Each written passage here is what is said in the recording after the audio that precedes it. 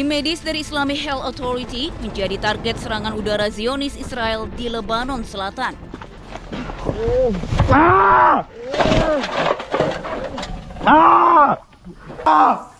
Buasan akan Makara! Ya Allah! Serangan terjadi saat tim medis memeriksa lokasi serangan sebelumnya di Jalan Haraftol, Lebanon Selatan. Serangan membuat ambulans mengalami rusak parah, sementara sejumlah para medis di dalam ambulans luka-luka. Buasan akan Makara! Ya Allah!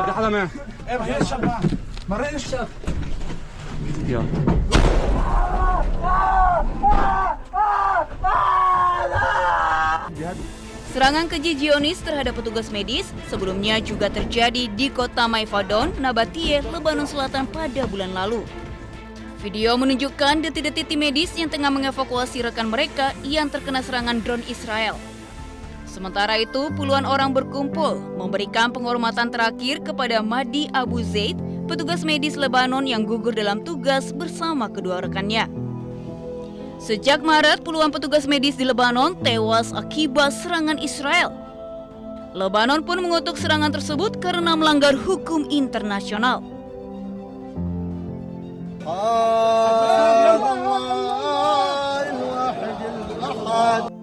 Tidak hanya menyerang petugas medis, serangan sporadis pasukan Zionis juga targetkan jurnalis di Lebanon.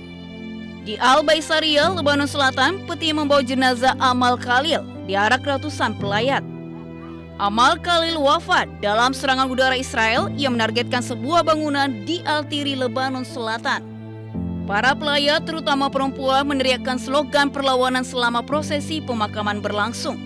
Rekan-rekannya mengenang Khalil sebagai sosok yang berperan besar membantu peliputan di Lebanon Selatan. Di Gaza, jurnalis Muhammad Wisah, koresponden Al Jazeera Mubasir, wafat bersama seorang warga setelah mobil yang dikendarai Wisah terkena tembakan rudal dari drone Zionis.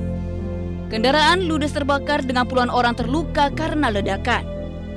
Palestinian Journalist Syndicate mendesak penyelidikan internasional yang independen dan transparan, serta perlindungan bagi jurnalis yang masih bekerja di Gaza di tengah risiko yang meningkat.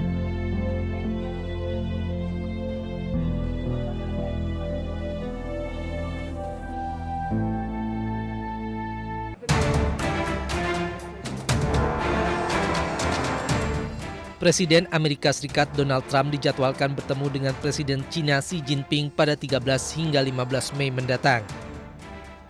Perundingan kali ini akan membahas sejumlah isu strategis. Diskusi juga diprediksi akan mencakup konflik Iran, senjata nuklir, dan Taiwan. Juru bicara Kementerian Luar Negeri China Guo Jiakun mengkonfirmasi rencana kunjungan ke negara tersebut. Kedatangan Trump disebut atas undangan Presiden China Xi Jinping. 应国家主席习近平邀请，特朗普总统即将对中国进行国事访问。这是中美两国元首继去年10月釜山之后再次面对面会晤，也是美国总统时隔9年再次访华。习近平主席将同特朗普总统就事关中美关系以及世界和平与发展的重大问题深入交换意见。 元首外交对中美关系具有不可替代的战略引领作用，中方愿同美方一道，秉持平等、尊重、互惠的精神，扩大合作，管控分歧，为变乱交织的世界注入更多的稳定性和确定性。 Sementara itu, Donald Trump menyatakan memiliki hubungan baik dengan China. Keduanya memiliki hubungan baik dan merupakan rekan bisnis sejak lama. Ia berharap Presiden Xi Jinping menghormatinya. Look, I have a great relationship with President Xi. We're doing a lot of business, but it's smart business. We used to be taken advantage of for years with our previous presidents, and now we're doing great with China. We make a lot of money with China. I have a great relationship with President Xi, and I think you can see that with the fact that in Hormuz, they get a big percentage, 40% of their oil from Hormuz. There's been no ships coming in, no nasty ships coming in that we end up in skirmishes with. He'd like to see it get done. He doesn't want to see, I'll tell you what, look, I respect him a lot, and hopefully he respects me. Kunjungan ini menandai kunjungan kedua pemimpin Amerika Serikat tersebut ke Cina. Sebelumnya, Presiden Trump berkunjung ke Cina pada masa jabatan pertamanya tahun 2017. Para pemimpin dunia dipastikan akan memantau setiap keputusan yang diambil dalam pertemuan ini.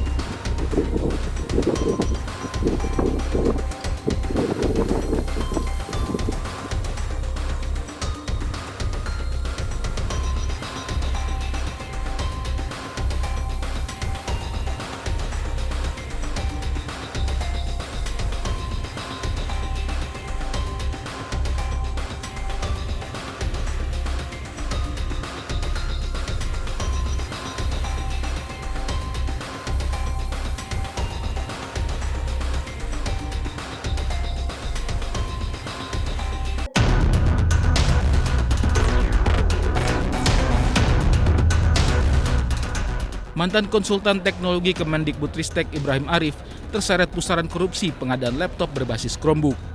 Ibrahim dinilai jaksa ikut memberikan kajian teknis terkait penggunaan laptop Chromebook periode 2020-2022. Atas tuduhan itu, Ibrahim dituntut 15 tahun penjara dan uang pengganti 16,9 miliar rupiah serta subsidi 7,5 tahun penjara. Namun Ibrahim Arif membantah tuduhan jaksa dan menduga adanya upaya kriminalisasi. Dugaan kriminalisasi muncul lantaran Ibrahim merasa tak pernah terlibat langsung dalam pengkajian pengadaan Chromebook, melainkan hanya sebatas pemberi masukan tanpa wewenang pengambil kebijakan. Yang kita berhasil luruskan adalah adanya misrepresentasi yang sistematis, seakan-akan Chrome itu adalah arahan saya, padahal sudah nyerahin semua ke kementerian, dan yang saya kasih adalah masukan plus minus dua-duanya, wanti-wanti juga secara teknis kalau mau Chrome harus ada pengujian teknis dulu. Ini nggak pernah dilakukan oleh kementerian. Puncaknya, ini saya baru tahu sekarang ya, ternyata nama saya dimasukin ke SK. Tapi memang dari upaya-upaya yang muncul adalah upaya sistematis untuk seakan-akan semua ini adalah arahan dari saya, seakan-akan saya punya tugas atau kuasa untuk mengawasi pengadaan gitu misalnya. Padahal kayak misalnya honor SK itu saya nggak pernah terima sama sekali. Tugas-tugasnya saya nggak pernah ada berita acara serah terima, saya ngerjain tugas ini nggak pernah ada. Itu yang saya bilang bahwa ini adalah kriminalisasi. 11 bulan jalani proses hukum, Ibrahim Arif hari ini hadapi sidang vonis. Melalui dukungan dan pledoi sebelumnya, Ibrahim pun berharap dirinya divonis bebas. Apalagi segala tindakan yang ia lakukan murni hanya untuk membantu negara. Tentunya saya berharap bebas di sini. Dan harapan saya bebas juga adalah bukan hanya untuk saya pribadi, tapi untuk bisa ngeset sebuah preseden atau jurisprudensi bahwa profesional yang membantu negara ya, dan mereka banyak yang lewat sebagai konsultan, itu tidak seharusnya dikriminalisasi seperti ini. Karena dari hukum tata usaha negara dan segala macam itu jelas, tanggung jawab itu ada di pejabat, bukan di konsultan gitu.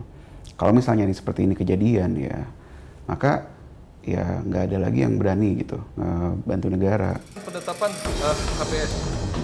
Selain Ibrahim Arif, Kejaksaan Agung juga menetapkan 4 tersangka lain dalam kasus dugaan korupsi laptop Chromebook, termasuk mantan Mendikbudristek Nadiem Makarim. Proyek pengadaan Chromebook diduga tidak sesuai kebutuhan sekolah dan menyebabkan kerugian negara mencapai 2,18 triliun rupiah. Dari Jakarta, Tim Liputan iNews melaporkan.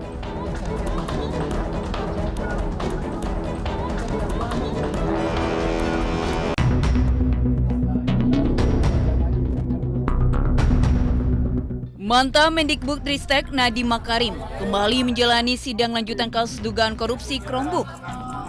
Agenda sidang kali ini adalah pemeriksaan Nadiem sebagai terdakwa.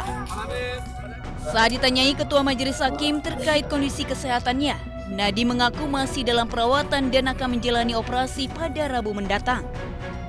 Majelis Hakim akhirnya mengabulkan permohonan tahanan rumah terdakwa Nadiem Makarim. Itu mengucapkan alhamdulillah